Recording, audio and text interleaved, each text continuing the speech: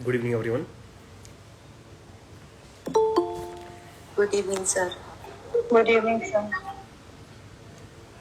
सो जैसे कि हम लोगों ने ऑलरेडी डिस्कस किया था कि आज हम लोग स्टार्ट करेंगे सुश्रुत संहिता। और किसी भी संहिता को या किसी भी चीज़ को हम जानते हैं, तो जैसे कि आप लोग भी फर्स्ट टाइम कभी कॉलेज गए होंगे या स्कूल गए होंगे, तो सबसे पहले उस दिन में क्या होता है, वो टीचर आपके साथ में किस तरीके से आपसे बात करता है इंट्रोडक्टरी पार्ट में, है ना। आपका इंट्रोडक्शन लेता है कि नहीं लेता है, आपसे आपके बारे में पूछेगा, अपने बारे में बताएगा, इस तरीका ही रहता है फर्स्ट क्लास। ऐसा होता है कि नहीं होता? Yes boss. हाँ, तो आज हम भी कभी कोई संहिता पढ़ते हैं या किसी आचार्य के बारे में पढ़ते हैं, तो सबसे पहले हमारा भी तात्पर्य या हमारा भी टारगेट ये होना चाहिए कि हम उसकी बिल्कुल नी से चलें। नी से यानी कि बिल्कुल हम उनकी बेसिक से चलें, जिससे कि हम लोग आगे की चीज़ों में बिल्कुल भी उलझे ना, आगे का पूरा विस्तार रूप में भी चीज़ें हमें पता लगती रहे। तो हम उसी बेसिक से चलेंगे और बेसिक से स्टार्ट करेंगे। तो आज का टारगेट है हमारा सुश्रुत संहिता बेसिक। तो हम सुश्रुत संहिता बेसिक को पढ़ेंगे आज। काफ़ी इंपॉर्टेंट होती है बेसिक क्लास।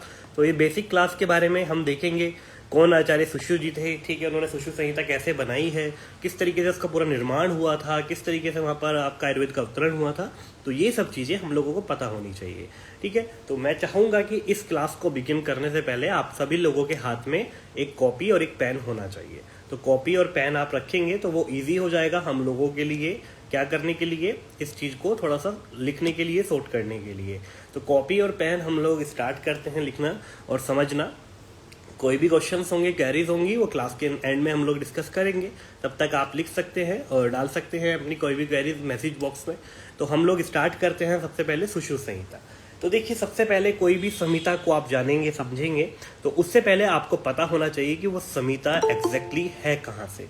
हमारी पता है आपको, संहिताएं दो पार्ट में डिवाइडेड करी गई है, एक वृहत्त्रयी और एक आपका लघुत्रयी। लघुत्रयी का मतलब है जो लघु है, यानी कि छोटे ग्रंथ हैं पर वो अपने आप में भी 3 हैं, और एक वृहत्त्रयी यानी कि जो बड़े ग्रंथ हैं पर वो भी अपने आप में कितने हैं, 3 हैं।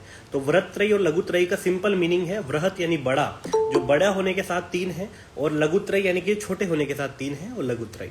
तो हमारी जो सुश्रुत संहिता है वो हमारी वृहत्त्रयी की संहिता है। तो हम वृहत्त्रयी संहिता में कंसीडर करेंगे और वृहत्त्रयी में ही बात करेंगे कि क्या क्या हमारी सुश्रुत, आचार्य सुश्रुत बोलते हैं हमारी संहिता के बारे में। तो सबसे पहले आचार्य सुश्रुत जी के बारे में ही जानना बहुत ज़्यादा जरूरी है। तो आप लोग लिखिएगा वृहत्त्रयी संहिता में लिखिएगा, वृहत्त्रयी संहिता में आचार्य सुश्रुत जी द्वारा सुश्रुत संहिता अवतरित या दी गई है। तो इसमें कई बार ये क्वेश्चन पूछा जाता है कि बताइए आचार्य सुश्रुत जी के पिता कौन है, ठीक है। तो हमें आचार्य सुश्रुत जी के पिता के बारे में भी पता होना चाहिए, तो हम उनके पिता के बारे में भी जानेंगे। तो आचार्य सुश्रुत जी के जो पिता हैं उनका नाम है विश्वामित्र। तो विश्वामित्र जो थे आचार्य सुश्रुत जी के पिता थे। अब ये विश्वामित्र मैं आपको क्यों बता रहा हूँ, तो देखिए कई बार हमें कन्फ्यूजन होता है, तो हम लोग बेसिक से जानते हैं। तो हम लोग जब आचार्य चरक जी के बारे में पढ़ते हैं, तो आचार्य चरक जी के जो पिता थे उनका नाम विशुद्ध था, और उनके जो गुरु थे उनका नाम वैशंपायन था। तो वहां पर कंफ्यूजन हो जाता है कि वैशंपायन और विश्वामित्र। तो वैशंपायन किसके रिलेटेड थे, आचार्य चरक जी के रिलेटेड थे, और विश्वामित्र किसके रिलेटेड है, वो आचार्य किसके रिलेटेड है, आचार्य सुश्रुत जी से रिलेटेड है। तो आचार्य सुश्रुत जी ने सुश्रुत संहिता दी, और आचार्य सुश्रुत जी के पिता का क्या नाम है, विश्वामित्र है। ये बात आपको बहुत ही क्लियर शब्दों में समझ के साथ में ध्यान रखनी है कि विश्वामित्र कौन है, विश्वामित्र आचार्य सुश्रुत जी के पिता है। ये बात आपने अगर ध्यान रखी तो फिर हमें आगे की चीजों में इतनी ज्यादा दिक्कत नहीं आएगी। चलिए आगे बढ़ते हैं। तो आगे हम बात करेंगे कि विश्वामित्र जी के साथ में या आचार्य सुश्रुत जी के साथ में जब ये वर्णन हुआ बेसिकली, उसके बाद इन्होंने अवतरण करा कैसे ये पूरी हुई। तो देखिए लिखते हैं हम लोग, जब चरक संहिता बनी थी और जब सुश्रुत संहिता बनी थी, तो दोनों के लिए एक स्तर डिसाइड हुए थे कि चरक संहिता 3 स्तर में पूरी हुई थी, यानी कि 3 स्टेप में पूरी हो गई थी, बट सुश्रुत संहिता 4 स्टेप्स में पूरी हुई थी। तो वो स्टेप्स क्या क्या थे, तो आइएगा उन स्टेप्स को हम लिखेंगे। सबसे पहले लिखिएगा मूल उपदेष्टा। इसके मूल उपदेष्टा कौन थे उनको आप नोट करिएगा कि इसके मूल उपदेष्टा कौन थे। ये क्वेश्चन कई बार पूछा जाता है, मूल उपदेष्टा कौन। मूल उपदेष्टा का मतलब होता है जैसे कि आप सुश्रुत संहिता के बारे में आज पढ़ रहे हैं, जान रहे हैं, तो अभी मूल तौर पे यानी कि इसकी रूट के तौर पे कौन उपदेश कर रहा है आपको, मैं कर रहा हूं, ठीक है। तो उसको बोलते हैं मूल उपदेष्टा। तो मूल उपदेष्टा कौन थे, लिखेंगे भगवान धन्वंतरी। मूल उपदेष्टा भगवान धन्वंतरी थे। उनके ब्रैकेट में लिखेंगे इनका टाइम पीरियड, इनका टाइम पीरियड लिखेंगे 2350 BD, ठीक है, बिफोर क्राइस्ट होता है BD, BC हम लिखते हैं, BD नहीं, BC करना, बिफोर क्राइस्ट है, ठीक है, बिफोर क्राइस्ट, ठीक है। तो इनका टाइम पीरियड हमने लिखा 2350, और इनका पूरा नाम काफी बार पूछा जाता है, तो जब हम चैप्टर नंबर 1 डील करेंगे वहां पर भी इनका नाम आता है, पर फिलहाल आप यहां पर भी लिख लीजिएगा काशीराज दिवोदास, काशीराज दिवोदास धन्वंतरी, काशीराज देवोदास धन्वंतरी, इस तरीके से इनका पूरा नाम है, जो कि कई बार पूछा जाता है, कई बार आता है, तो हम लोगों को ये भी पता होना चाहिए, ठीक है। उसके बाद इसके रचयिता, अब इसका पहला स्टेप स्टार्ट होता है कि पहले स्टेप पे कौन है। मूल उपदेष्टा के बाद में उन्होंने तो उपदेश कर दिया, मैंने तो आपको मौखिक बता दिया, पर लिखना कहां से स्टार्ट हुआ, वो यहां से हुआ। सबसे पहले लिखेंगे रचयिता, इसके रचयिता कौन थे, लिखेंगे रचयिता, रचयिता यानी कि राइटर, इसके राइटर कौन थे, लिखेंगे। फर्स्ट स्टेप स्टार्ट हो रहा है अब, राइटर कौन थे इसके, लिखेंगे वृद्ध सुश्रुत, वृद्ध यानी कि बड़े सुश्रुत, ठीक है। तो इन्होंने 2 सुश्रुत थे यहाँ पर, एक बड़े और एक आद्य सुश्रुत थे। आद्य यानी कि जो सुश्रुत जी से समर्पित थे, जैसे कि अभी आप लोग क्या है, मेरे आद्य हैं, यानी कि जैसा मैं आपको पढ़ाऊंगा आप वैसा समझेंगे वैसा पढ़ेंगे, तो वो होता है आद्य, जो किसी के आश्रित होता है उसको आद्य बोलते हैं। तो पहले जो इसका रचयिता या इसके राइटर थे वो कौन थे, वृद्ध सुश्रुत, लिखेंगे वृद्ध सुश्रुत, और उनका टाइम पीरियड लिखेंगे 1500 से 1000, 1500 से लेकर 1000 ईसा पूर्व, BC यानी बिफोर क्राइस्ट, ठीक है। 1500 से लेकर 1000 ईसा पूर्व जो है टाइम पीरियड लिखना है आपको वृद्ध सुश्रुत जी का। उसके बाद में नेक्स्ट हम आगे बढ़ेंगे, तो प्रथम संस्कृतः, ठीक है, पहले संस्कृता कौन थे इनके, जिन्होंने इसमें कुछ चेंजेस लेकर आए थे, ठीक है, संस्करण किया था इसका, कुछ चेंजेस किए थे इसके अंदर। तो प्रथम संस्कृता लिखेंगे, प्रथम संस्कृतः आद्य सुश्रुत, ठीक है, जो सुश्रुत जी से आश्रित थे, यानी कि जैसे कि मान लीजिए मैं आपको कुछ पढ़ा रहा हूं और पढ़ाते पढ़ाते मैंने आपको कुछ गलत पढ़ा दिया, ठीक है, बट आपने कभी उस चीज को कहीं ना कहीं से सही पढ़ लिया, ठीक है, कि ये यार ये चीज सर ने गलत पढ़ा दी है, पर यहाँ पर ये चीज सही लिखी हुई है, ऐसा हमें पता लगा है, तो आपने क्या करा, उस चीज को चेंज कर दिया। तो जो मेरे आद्य थे, यानी कि जो स्टूडेंट मेरे थे, उन्होंने अब क्या कर दिया, अपने आप से उस चीज का संशोधन कर दिया, क्योंकि वो चीज गलत थी, तो उनको बोलते हैं आद्य सुश्रुत, ठीक है, जो आपके सुश्रुत जी के आद्य थे। तो लिखेंगे प्रथम संस्कृता आद्य सुश्रुत, फिर लिखेंगे द्वितीय संस्कृतः, इनके द्वितीय संस्कृता कौन थे, इसका थर्ड स्टेप है द्वितीय संस्कृता। तो थर्ड स्टेप में द्वितीय संस्कृता कौन आए थे, उनके बारे में लिखिएगा नागार्जुन, द्वितीय संस्कृता थे नागार्जुन, ठीक है, द्वितीय संस्कृता नागार्जुन थे। उसके बाद में पूरी हो गई संहिता, ठीक है, यहाँ तक अपने संस्करण कंप्लीट हो गए, एडिशंस कंप्लीट हो गए। आप देखते हो ना एडिशंस आते हैं, हर एक बुक के नए नए एडिशंस आते रहते हैं, फर्स्ट एडिशन सेकंड एडिशन, तो यहाँ पर सेकंड एडिशन में जो दिक्कतें थी वो ठीक हो गई, पर उसके बाद में जो चीजें ऐड करनी थी वो तो ठीक हो गई, पर जब पढ़ने स्टार्ट करा और पढ़ने के साथ में देखा कि इसमें बहुत सारी कमियां आ रही है। कमियां कैसी थी, पाठ शुद्धि नहीं हुई थी, तो आखिरी में जो इसके आए थे पाठ शुद्धिकर्ता, लिखेंगे फोर्थ और लास्ट स्टेप था इसका पाठ शुद्धिकर्ता। तो पाठ शुद्धिकर्ता लिखेंगे, पाठ शुद्धिकर्ता, पाठ शुद्धिकर्ता is the last step of Sushruta Samhita. जो इनका निर्माण हुआ था वो 4 स्टेप में पूरा हुआ था। तो मैंने आपको बताया सबसे पहले रचयिता थे, रचयिता के बाद में प्रथम संस्कर्ता, फिर द्वितीय संस्कर्ता, और अब लास्ट में मैं आपको बता रहा हूं पाठ शुद्धिकर्ता। तो पाठ शुद्धिकर्ता चंद्र अट थे, ठीक है, चंद्र लिख के टा फिर छोटा टा, ठीक है, चंद्रट इसके पाठ शुद्धिकर्ता थे। पर कभी भी आपको बेसिकली पता होना चाहिए कि जब आप किसी चीज में करेक्शन सही करते हैं तो पहले करेक्शन से पहले आपको उस चीज का सही मतलब पता होना चाहिए, ठीक है। जैसे मैं कहता हूं वॉज, WAS, वॉज ऐसे लिखा जाता है, पर कई बार ऐसा होता है कि मैंने उस वॉज को पढ़ा ही नहीं कभी कैसे लिखा जाता है, और किसी ने मेरे सामने वॉज को WES करके लिख रखा है। तो अगर मैंने कभी उसको वॉज को पढ़ा ही नहीं है तो क्या मैं उस वॉज को सही कर पाऊंगा कभी? पॉसिबल है? बताइए हाँ या ना? नो सर, नहीं कर पाऊंगा, है ना। तो इसलिए उस वॉज को सबसे पहले मुझे भी पढ़ना होना चाहिए। तो इसलिए इन्होंने जब वो शुद्धि करी, पाठ शुद्धि वहां पर करी, तो इन्होंने किसी चीज को आधार माना था। आधार किसको माना था? लिखेंगे जट की टीका को आधार मानकर पाठ शुद्धि की, जट जी की टीका को आधार मानकर पाठ शुद्धि की, जेड जी की टीका को आधार मानकर इन्होंने पाठ शुद्धि की थी पूरी की पूरी। तो ये चीज हम लोगों को पता होना चाहिए कि उन्होंने किस तरीके से, तो ये 4 स्टेप्स है पूरे के पूरे जो कि सुश्रुत संहिता के निर्माण में रिस्पॉन्सिबल थे। और ये पाठ शुद्धि हुई कब थी, ये काफी इंपॉर्टेंट है। तो 10th AD आप लिख दीजिए वहां पर 10th AD, ठीक है 10th AD। प्रथम अभी हम बेसिक चल रहा है तो रिटर्न वर्क कर रहे हैं, तो रिटर्न वर्क चल रहा है हमारा, तो पेपर पेन ले लो और नोट करते चलो अभी, ठीक है। जो छूट गया है वो मैंने इंस्टा लाइव चल रहा है मेरा साथ में ही, तो बाद में इंस्टा से तुम अपना कर लेना, ठीक है, इंस्टा से देखकर वहां से पूरा कर लेना। तो आप लोगों को पता होना चाहिए टाइम पीरियड क्या था, वो टाइम पीरियड 10th AD, ठीक है। 10th AD क्यों लिखवाया मैंने आपको, क्योंकि चरक संहिता और सुश्रुत संहिता में पूछा जाता है पुरातन ग्रंथ कौन सा है, प्राचीन ग्रंथ कौन सा है। तो देखिए निर्माण तो जो सबसे पहले स्टार्ट हुआ था, सबसे प्राचीनतम जो स्टार्ट हुआ था वो किसका स्टार्ट हुआ था, वो आपकी सुश्रुत संहिता का ही स्टार्ट हुआ था। बट उसके बाद में चरक संहिता का निर्माण स्टार्ट हुआ था। पर सबसे पहले जो पाठ शुद्धि की गई थी वो किसकी की गई थी, वो चरक संहिता की गई थी। इसलिए चरक संहिता सुश्रुत संहिता से पहले बनकर तैयार हो गई थी 4th AD में। तो चरक संहिता का जो काल है वो 4th AD है, और जो सुश्रुत संहिता का काल है, क्योंकि इसकी पाठ शुद्धि कब की गई है 10th AD में, तो ये बहुत टाइम बाद 6 AD के बाद करी गई है। इसलिए जो प्राचीनतम ग्रंथ कहा जाता है वो चरक संहिता को कहा जाता है, सुश्रुत संहिता को नहीं कहा जाता। तो इसलिए ये चीज हम लोगों को ध्यान रखनी है।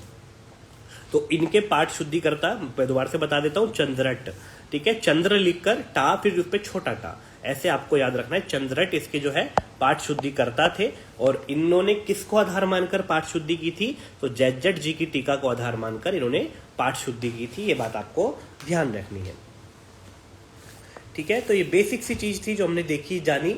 अब इसके बाद में आपको सुश्रुत संहिता के बारे में पता करना चाहिए क्या, कि जो सुश्रुत संहिता है उसमें टोटल कितने अध्याय होते हैं और कितने अध्यायों को कैसे कैसे विभाजित करा गया है। सबसे इंपॉर्टेंट यही चीज है। तो देखिएगा जो हमारी सुश्रुत संहिता है, अगर संपूर्ण अध्याय पूछे जाते हैं सुश्रुत संहिता में संपूर्ण या कुल अध्याय कितने हैं, तो वो होते हैं 186। और सिंपल पूछेगा सुश्रुत संहिता में अध्याय कितने हैं, तो वो होते हैं 120, क्योंकि सुश्रुत संहिता हमारा पूर्व तंत्र होता है और पूर्व तंत्र को केवल 120 अध्यायों से नवाजा गया है। तो इसलिए कुल अध्याय तो 186 हैं, बट अगर कोई आपसे सिंपल पूछेगा सुश्रुत संहिता में कितने अध्याय हैं, तो वो आपके 120 है। इस बात का आप ध्यान रखेंगे। तो आप नोट करिएगा Sushruta Samhita is equal to 120 plus 66, 120 plus 66, इस तरीके से करके आप नोट करिएगा सुश्रुत संहिता 120 प्लस 66, यानी कि सुश्रुत संहिता में अध्याय कितने हैं तो 120, और कुल अध्याय कितने हैं तो 66 को ऐड कर दोगे तो 186। तो ये चीज हम लोगों को ध्यान रखना है कि सुश्रुत संहिता में अध्यायों की संख्या किस तरीके से डिफाइन करी गई है, काफी इंपॉर्टेंट है, इस चीज को हम लोगों को ध्यान रखना है। अब इन 120 अध्यायों को देखने के लिए भी काफी इंपॉर्टेंट बात है। इन 120 अध्यायों को जो इन्होंने बताया है अपने पूर्व तंत्र यानी कि सुश्रुत संहिता में फर्स्ट पार्ट में जो बताया है, उनको 5 स्थान में विभाजित करा है इन्होंने, ठीक है। तो आप लिख दीजिए 120 अध्यायों को 5 स्थान में विभाजित करा गया है। तो 5 स्थान कौन कौन से हैं ये भी काफी इंपॉर्टेंट है।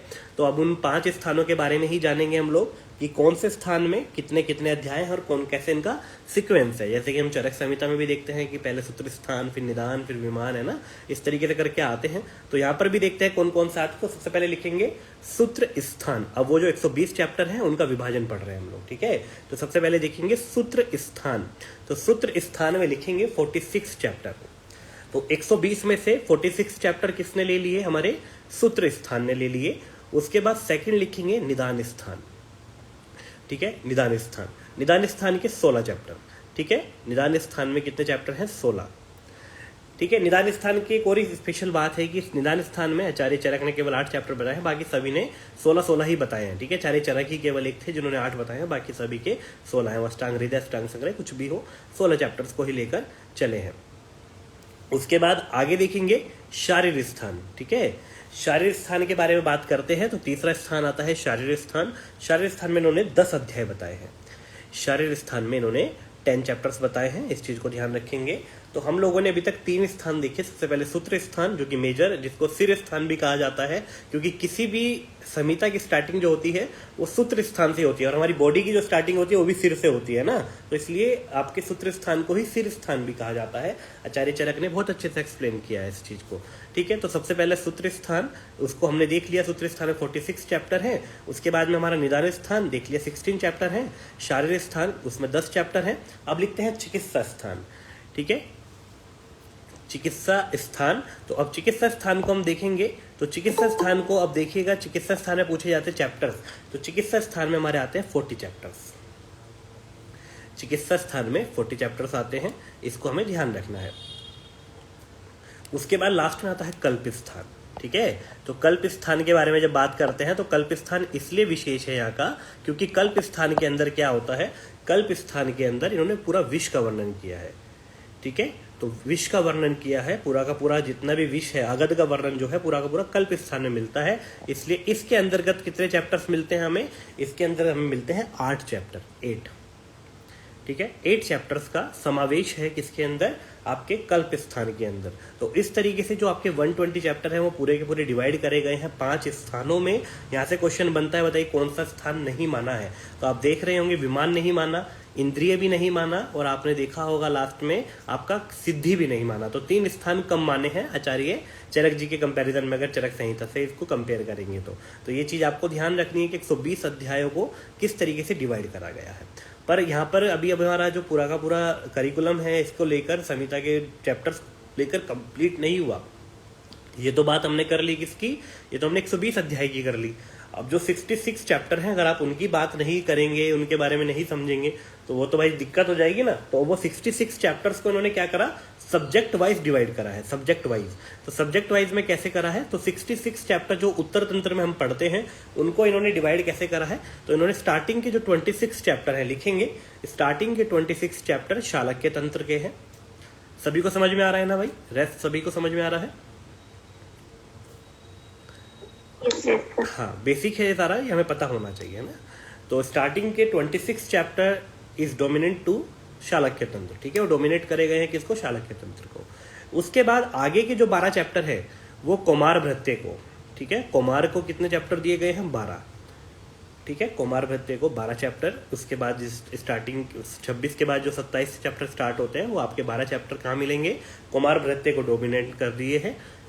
उस कुमार भृत्य के बाद अगला हमारा सब्जेक्ट आता है काय चिकित्सा। तो काय चिकित्सा में इन्होंने चैप्टर्स दिए, 12 का उल्टा कर दो तो कितना बन जाता है, 21। ठीक है, तो 12 का उल्टा करेंगे 21, तो काय चिकित्सा को 21 चैप्टर्स डोमिनेट करे गए हैं। उसके बाद आगे बढ़ेंगे, भूत विद्या लिखेंगे, भूत विद्या। ठीक है, तो भूत विद्या में जनरली जो हमारे आते हैं अपस्मार, उन्माद वगैरह ये आते हैं। ठीक है, भूत विद्या। तो भूत विद्या में आपके 3 चैप्टर आते हैं। भूत विद्या में जनरली आपके 3 चैप्टर आते हैं। ठीक है, तो वो याद काफी इंपॉर्टेंट है उनका सीक्वेंस। तो देखिए उनको आउ करके याद रखते हैं, AAU आउ करके याद रखा जाता है। तो आउ करके कैसे, तो ए से अमानुष। ठीक है, अमानुष प्रतिषेध अध्याय करके याद होता है, अमानुष, अमानुष। ठीक है, अमानुष पहला चैप्टर। दूसरा आता है अपस्मार। ठीक है, दूसरा चैप्टर आता है अपस्मार, और तीसरा चैप्टर यू से आता है उन्माद। तो यहाँ पर ये भी बड़ी इंपॉर्टेंट बात है, देखिए अमानुष, अपस्मार और उन्माद। तो हम लोग जब आचार्य चरक जी का निदान स्थान पढ़ते हैं या चिकित्सा स्थान पढ़ते हैं तो वहां पर हम देखते हैं कि पहले उन्माद आता है फिर अपस्मार आता है, बट यहाँ पर आप देख रहे होंगे पहले अपस्मार आ रहा है फिर उन्माद आ रहा है। तो ये चीज हम लोगों को ध्यान रखनी है कि ये कहाँ पर इस तरीके का हेर फेर आता है। तो यही चीजें थोड़ी सी डिफरेंट होती है और यहीं से क्वेश्चन बनने के चांसेस भी हमारे थोड़े ज्यादा हो जाते हैं। ठीक है, तो ये हमें ध्यान रखना है। उसके बाद आपका लास्ट में एक और विभाजन करा है इन्होंने, लास्ट 4 चैप्टर जो हमारे बचे हैं, तंत्र भूषण। तंत्र भूषण, ठीक है, भूषण भूत तंत्र भूषण कुछ भी बोलते हैं इसको। तो तंत्र भूषण आपको ध्यान रखना है कि तंत्र भूषण में 4 अध्याय आते हैं। तंत्र भूषण में 4 चैप्टर्स आते हैं। तो वो 4 चैप्टर कौन कौन से हैं तंत्र भूषण के, इनका भी सीक्वेंस काफी इंपॉर्टेंट है। तो RSTD करके इसको याद रखते हैं। STD PCO जो होता है ना, STD जो आता है उस STD के आगे बस आपको R लगा देना है। ठीक है, RSTD, RSTD करके इसको याद रखना है। तो RSTD में आपको कैसे, तो सबसे पहला जो चैप्टर आता है वो रसभेद विकल्प आता है, ठीक है। फिर S से जो आपका आएगा स्वस्थवृत्त आ जाएगा, T से जो आपका आएगा तंत्रयुक्ति आ जाएगा, और D से जो आएगा दोष भेद विकल्प, ठीक है। तो RSTD में बहुत सिंपल सा एक फंडा है आपको याद रखने के लिए, RSTD आपको याद रखना है। तो R से आपको रसभेद विकल्प, S से आपको स्वस्थवृत्त, T से आपको तंत्रयुक्ति और D से आपको दोष भेद विकल्प, ये 4 अच्छे से याद रखने हैं। आगे हम चैप्टर नंबर 3 को डील करेंगे, तब मैं आपको और अच्छे से समझाऊंगा, बताऊंगा, वहां पर इनका विस्तार रूप से वर्णन आता है। तो ये चीज हम लोगों ने देखी कि किस तरीके से आपके 120 चैप्टर्स को नवाजा गया है अपनी अपनी जगहों पर, और किस तरीके से आपके 66 चैप्टर्स को नवाजा गया है। तो 120 और 66 चैप्टर हम लोगों ने देख लिए। अब यहाँ पर सबसे इंपॉर्टेंट बात यह है, पूछा जाता है अरिष्ट का वर्णन कहाँ पर आया है। तो अरिष्ट का वर्णन हम लोग अगर सिंपल बात करते हैं चरक संहिता में, कहाँ पर आया है भाई, किसी को पता है अरिष्ट का वर्णन? इंद्रिय स्थान। तो इंद्रिय स्थान में आया है अरिष्ट का वर्णन। तो यहाँ पर हम कंफ्यूज हो जाते हैं कि यहाँ पर कहाँ पर आया, तो लिख देंगे आचार्य चरक जी ने तो इंद्रिय स्थान में बताया है, और आचार्य सुश्रुत जी ने सूत्र स्थान में बताया है, ठीक है। आचार्य सुश्रुत जी ने सूत्र स्थान में ही बताया है।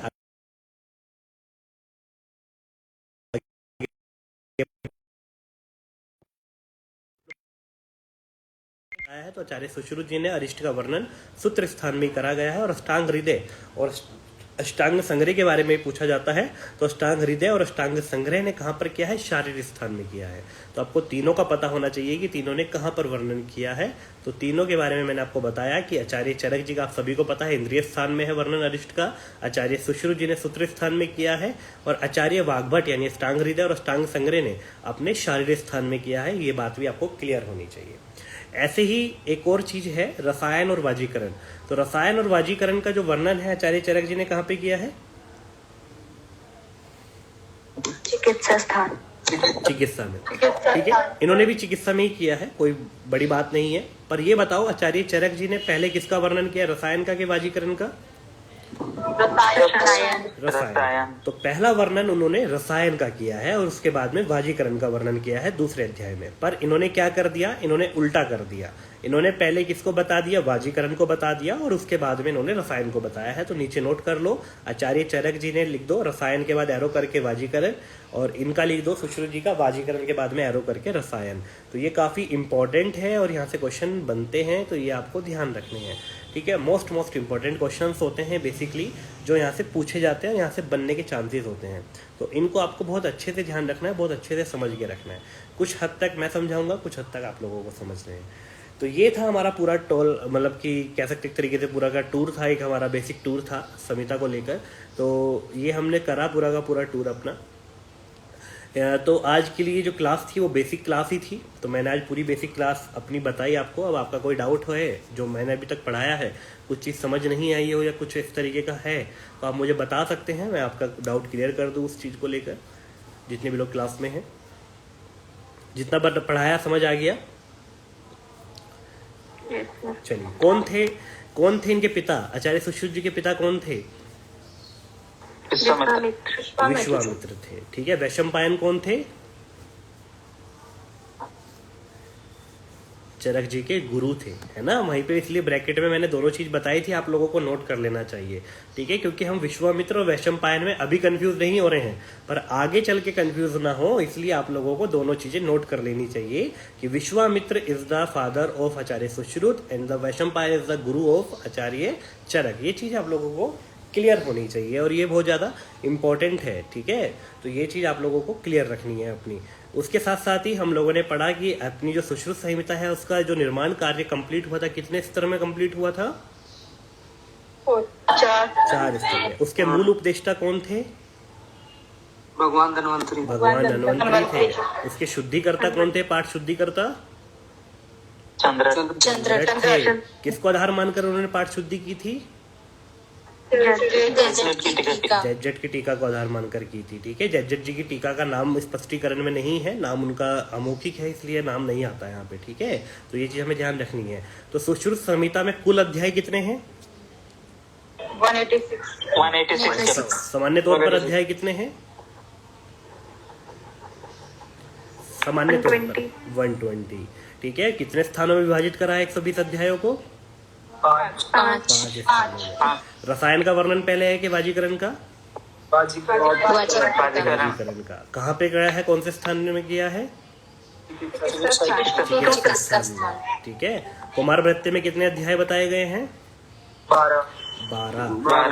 कुमार वृत्ति के चैप्टर्स में कभी कंफ्यूज मत होना, क्योंकि कुमार किसको बोलते हैं? 12 साल तक के बच्चे को ही कहते हैं कुमार है। ठीक है, अभी ये बच्चा है। ठीक है, 21 साल के बच्चे को तो नहीं बोलते ना। और कुमार में देखो, को मार जब लिखते हो तो मार में माँ पे आका डंडा और रा लिखते हो आप, तो आका डंडा और रा, तो वो कैसा बन जाता है? 12 की तरह ही लगता है वो भी। तो वहां से आराम से निकल जाता है ये क्वेश्चन ना, कभी आप इसमें कंफ्यूज नहीं होंगे। ठीक है, तो इस तरीके से तो ये पूरा का पूरा क्लास का आज करिकुलम था, जो हमने पढ़ा, जो हमने समझा। आई होप आप सभी को समझ में आया होगा। कल से हमारी रेगुलर यही क्लास 5:15 बजे हम ज्वाइन करेंगे, डेली पढ़ेंगे। ठीक है, तो हम कल से अपना पहला चैप्टर को स्टार्ट करेंगे। तो कल फर्स्ट चैप्टर को स्टार्ट करेंगे शाम को 5:15 बजे। तो रेडी रहेंगे सभी लोग कल चैप्टर नंबर 1 पढ़ने के लिए। काफ़ी इंटरेस्टिंग चैप्टर है और काफ़ी मज़ा आता है फर्स्ट चैप्टर को पढ़ने में, क्योंकि हमारा बेसिक ही अगर स्ट्रॉन्ग है तो फिर आगे की चीज़ों में दिक्कत नहीं आती। इसलिए आपकी आज की क्लास बहुत ही इंपॉर्टेंट थी और बहुत ही मस्ट थी। ठीक है, तो आज के लिए इतना ही, बाकी मिलते हैं कल। तब तक के लिए thank you so much to being with me. Sir हाँ ममता। बुक का राइटर बता दीजिए। हाँ, अंबिका दत्त शास्त्री जी की बुक लीजिएगा। अगर समिता ले रहे हैं तो आप अंबिका दत्त शास्त्री जी की लीजिएगा, अगर आपका पीजी टारगेट है। और अगर आप पीजी भी नहीं है तो आपको अगर अच्छी लैंग्वेज में समिता चाहिए तो वो अंबिका दत्त शास्त्री जी ही है, जिन्होंने बहुत अच्छी और बहुत ही सरल लैंग्वेज में टीका को किया है। ठीक है, तो आप अंबिका दत्त शास्त्री जी की जिनके पास में नहीं है वो जल्द से जल्द ऑर्डर कर लीजिए, क्योंकि बिना समिता के आप पढ़ नहीं पाएंगे। तो जितना जल्दी हो सकता है अपने पास समिता होनी चाहिए। ठीक है, चलिए फिर, take care, bye bye, see you tomorrow. Thank you sir. Thank you sir.